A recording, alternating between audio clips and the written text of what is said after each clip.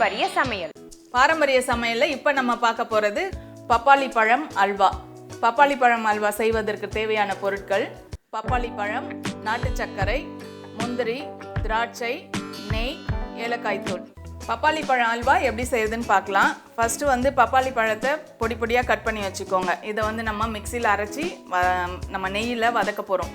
பொதுவாக நம்ம அல்வா நிறைய வெரைட்டிஸில் பண்ணியிருக்கோம். அதாவது அரிசியில், கோதுமையில், நிறைய காயில், அதாவது சொரக்காய், பூசணிக்காய், இந்த மாதிரி நிறைய இதில் பண்ணியிருக்கோம். இன்றைக்கி கொஞ்சம் வித்தியாசமாக பப்பாளி பழத்தில் நம்ம பண்ண போகிறோம். இந்த பப்பாளி பழத்தை தோல் சீவிட்டு நல்ல பொடியாக கட் பண்ணிக்கோங்க. அதாவது நல்லா கனிஞ்ச பழமாக எடுத்துக்கோங்க. அப்போ தான் அந்த அல்வாக்கு அந்த இனிப்பு டேஸ்ட்டு, அந்த அரைக்கிறதுக்கும் நல்ல பேஸ்ட் மாதிரி வரும். இப்போ இதை மிக்சியில் போட்டு அரைச்சிக்கலாம்.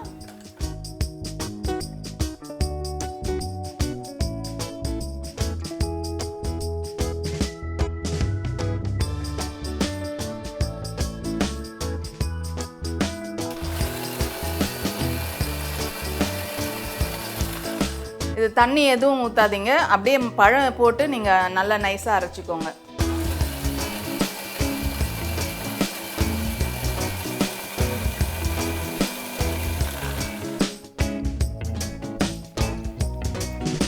இந்த மாதிரி அரைச்சி வச்சுக்கோங்க. இது இருக்கட்டும். இப்போ முந்திரி திராட்சையெல்லாம் நெய்யில் வறுத்து எடுத்துக்கலாம். அல்வானாலே நெய் நிறைய இருக்கணும். இன்னொன்று, நம்ம நாட்டு சர்க்கரையில் செய்ய போகிறோம், வெள்ளை சர்க்கரை இல்லை, நாட்டு சர்க்கரை. இந்த முந்திரி திராட்சையெல்லாம் வறுத்து எடுத்துட்டு அதுக்கப்புறம் நம்ம இதை வதக்கிக்கலாம். பேன் சூடானதும் நெய் ஊற்றிக்கோங்க.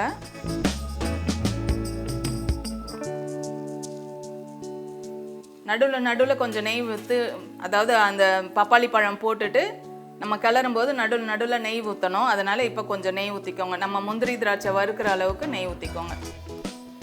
முந்திரி திராட்சை ரெண்டுத்தையும் சேர்த்து போட்டுட்டு இதை வறுத்துக்கலாம்.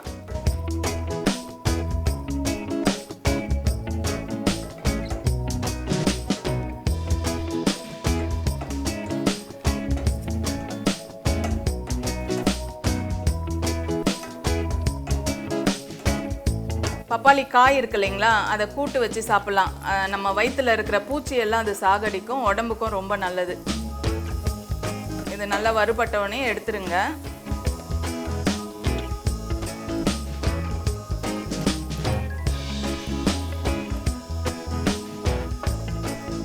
இந்த மாதிரி அல்வாலாம் செஞ்சு கொடுத்தோன்னு வச்சுக்கோங்களேன், நம்ம பசங்களுக்கு வெளியில் போய் எந்த இதுவும் வாங்கி தரணும்னு அவசியமே இல்லை. இந்த மாதிரி வீட்லேயே நம்ம நல்ல டிஷ்ஷாக செஞ்சு தரும்போது பசங்க இதையே விரும்பி சாப்பிடுவாங்க, வெளியில் வாங்க வேண்டான்னு சொல்லிடுவாங்க. அந்த அளவுக்கு இது எல்லாமே ரொம்ப நல்லாவும் இருக்கும், ஹெல்த்தியான ஃபுட்டாகவும் இருக்கும். அதுலேயே இந்த அரைச்சி வச்ச பப்பாளி பழத்தை சேர்த்துக்கலாம்.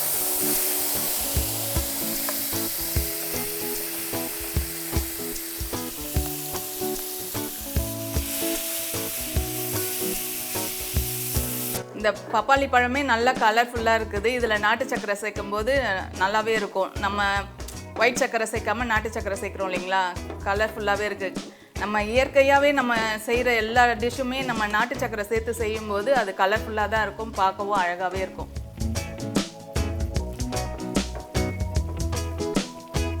இது நல்லா சுருண்டு வர வரைக்குமே கலரிட்டே இருங்க.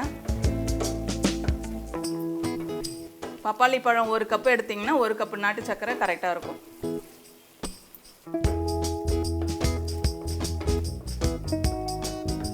இந்த பழத்தில் இந்த கட்டி கட்டி இருந்ததுன்னா அப்படியே நசுக்கி விட்டுருங்க. இது வேகும் போதே நீங்கள் நசுக்குனீங்கன்னா வெந்துடும், அது நசுங்கிரும். அந்த கட்டி கட்டி இருக்காது. இந்த மாதிரி நசுக்கி விட்டுக்கோங்க.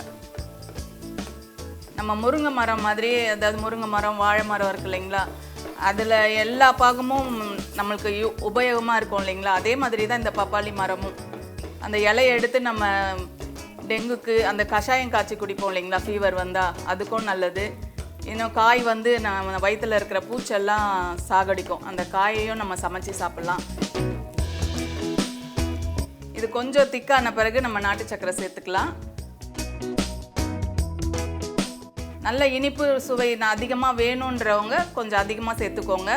நார்மலாக இருந்தால் போதுன்றவங்க பார்த்து சேர்த்துக்கோங்க. உங்கள் சுவைக்கு ஏற்ற மாதிரி சேர்த்துக்கோங்க.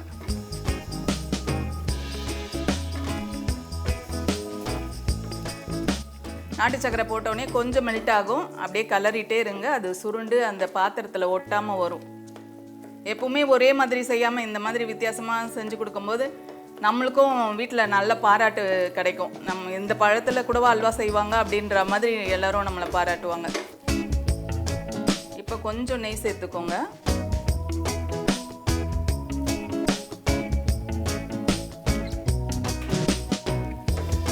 நம்ம சேர்த்த நெய்யெல்லாம் தனியாக பிரிஞ்சு வரணும் இந்த கடாயில். அதாவது பாத்திரத்தில் ஒட்டாமல் நெய் தனியாக, அந்த அல்வா தனியாக வரணும். அதுதான் பதம்.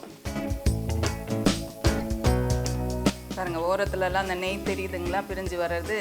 இந்த மாதிரி பிரிஞ்சு வரணும். இதுக்கு நல்லா முக்கால்வாசி ரெடி ஆகிடுச்சு. இப்போ நம்ம அந்த முந்திரி திராட்சை நெய்யில் வறுத்து வச்சுருக்கோம் இல்லைங்களா, அதையும் சேர்த்துக்கலாம்.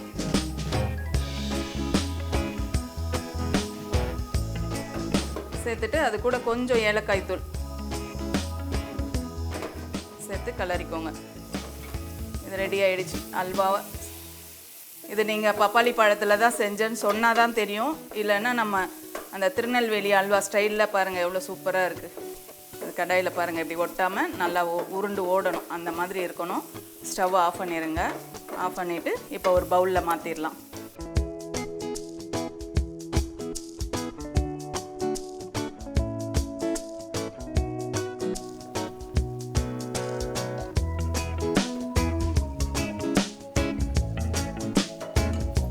ரொம்பவே வித்தியாசமான பப்பாளி பழம் அல்வா ரெடி ஆகிடுச்சு. இது ரொம்ப ஈஸியாக பண்ணக்கூடியது தான். அதாவது நம்ம கோதுமை மாவு அல்வா, மற்ற அல்வாவாவது ரொம்ப நேரம் கலர வேண்டியதாக இருக்கும். இது ரொம்பவே சீக்கிரம் முடிஞ்சிடும். பாரம்பரிய சமையலில் பப்பாளி பழம் அல்வா எப்படி செய்யுதுன்னு பார்த்தோம். அடுத்து வித்தியாசமான உணவோடு உங்களை சந்திக்கிறேன். எங்கள் யூடியூப் சேனலை லைக் பண்ணுங்கள், ஷேர் பண்ணுங்கள், உங்கள் கருத்துக்களை கமெண்ட் பண்ணுங்கள். மறக்காமல் கண்டிப்பாக சப்ஸ்கிரைப் பண்ணுங்கள்.